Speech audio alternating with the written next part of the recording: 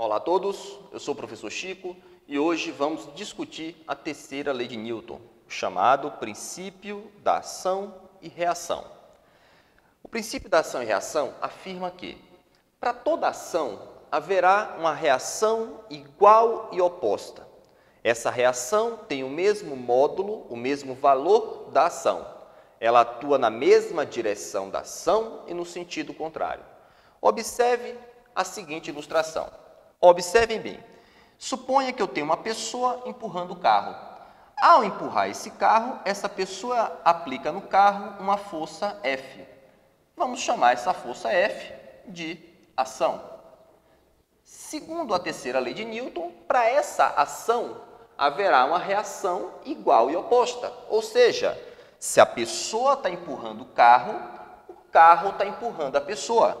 E esse carro exerce na pessoa uma força igual, mesmo módulo, uma força que tem mesma direção, horizontal, horizontal, e essa força de reação tem sentido contrário. Então, eu tenho a ação e tenho a reação. Então, segundo a terceira lei de Newton, se a pessoa empurra o carro empurra a pessoa. Se você empurra a parede te empurra. Para toda força de ação, há uma reação igual e oposta. Um detalhe chama a atenção. Um erro conceitual que muita gente comete é dizer que, se ação e reação têm o mesmo valor, mesma direção e sentido contrário, muita gente pensa que uma força anula a outra. Ação anula a reação.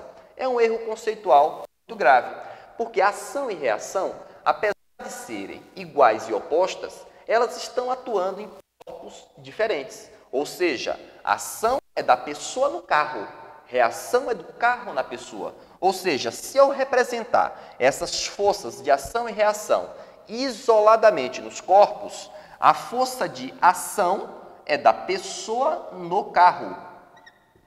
A força de reação é do carro na pessoa. Essas duas forças não têm como anular uma a outra. Por quê? Elas estão em corpos diferentes.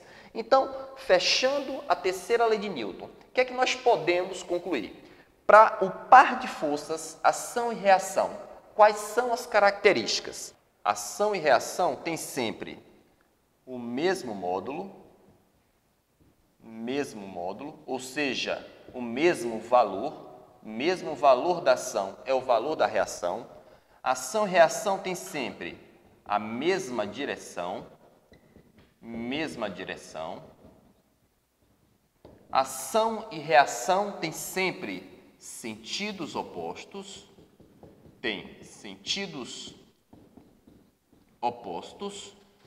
E ação e reação estão em corpos diferentes.